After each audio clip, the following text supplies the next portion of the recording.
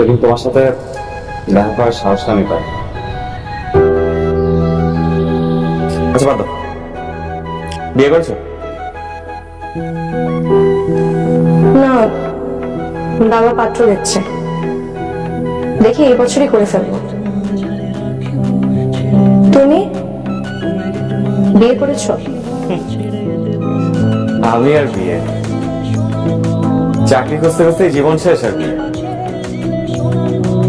শোনো, সব মেয়েরা না স্ট্যাবলিশ ছেলে খোঁজে না, আর টাকাওয়ালা জামাইয়ের পেছনেও দৌড়ায় না। আমি একটা ইন্ডিপেন্ডেন্ট মেয়ে, নিজের কাজ নিজেই চালাতে পারি। আমার জামাই টাকার কোনো দরকার নেই। বাবা তোমার দরকার নেই বুঝলাম, কিন্তু তোমার বাবা কি রাজি হবে?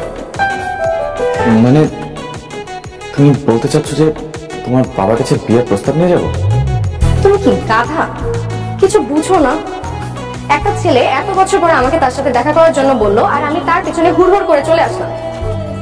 এর উপর আমি এতবার তোমাকে বললাম আমার টাকাওয়ালা জামাই দরকার নেই, আমার স্ট্যাবলিশ ছেলের দরকার নেই, সবই আমি বলবো, তুমি কিছু বোঝো না? আচ্ছা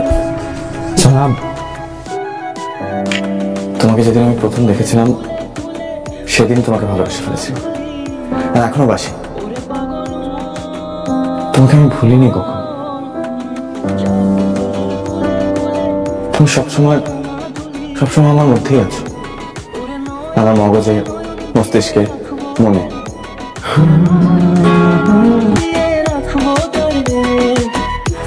I love you.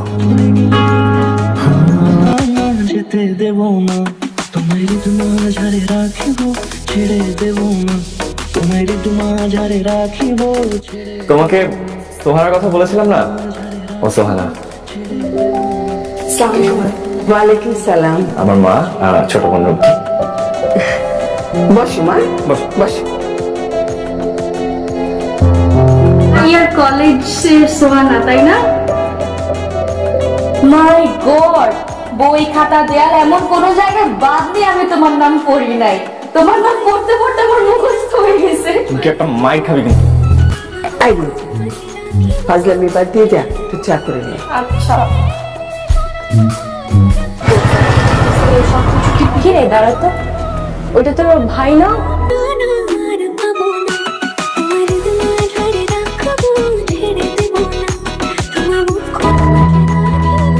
তুই তো বলছিল তোর ভাই বড় কোনো অফিসে চাকরি করে, এখন তো দেখি তোর ভাই রাইড শেয়ার করে।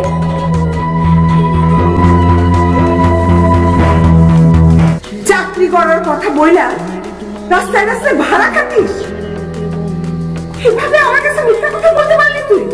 এই শিক্ষা দিচ্ছি তোরে আমি নিজের চোখে দেখছি, সঙ্গে আমার বান্ধবীও দেখছে। তুমি আমাদের সবার সাথে প্রতারণা করেছো, চিট করেছো,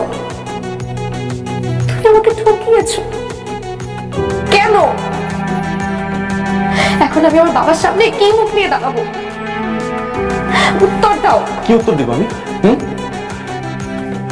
আমি মানলাম আমি তোমাদের কাছে মিথ্যা কথা বলছি, কিন্তু এছাড়া তো আমার কোনো উপায় ছিল না। আর একটা সামান্য বাসা ভাড়া নিতে গেলেও জিজ্ঞেস করে কি চাকরি করি, নাই বললে বেকার বলে উড়ায় দেয়। আমি বুঝি একটা চাকরির উপর যদি এত কিছু নির্ভর করে, তাহলে আমার মিথ্যা বলা ছাড়া আর কোনো উপায় ছিল? সবার কথা তো আমি জানি না, কিন্তু আমাকে তোমার অন্তত সত্যটা বলা উচিত ছিল। আমার তো সত্য জানার অধিকার আছে। শোনো, আমি যদি সত্যটা জানতাম আমার বাবার সামনে কোনোদিন তোমাকে নিয়ে যেতাম না। কি করে যে টাকা ইনকাম করতাম এখন আমি সেই টাকা ইনকাম করতেছি। ইনকাম তো করছো, কিন্তু তোমার আইডেন্টিটি কি দাঁড়াচ্ছে? রাস্তার ড্রাইভার। শোনো, চাকরি is all about hope, status and identity. আমি কিচ্ছু জানি না, তুমি যেভাবেই হোক এই মাসের মধ্যে একটা চাকরি ম্যানেজ করবে।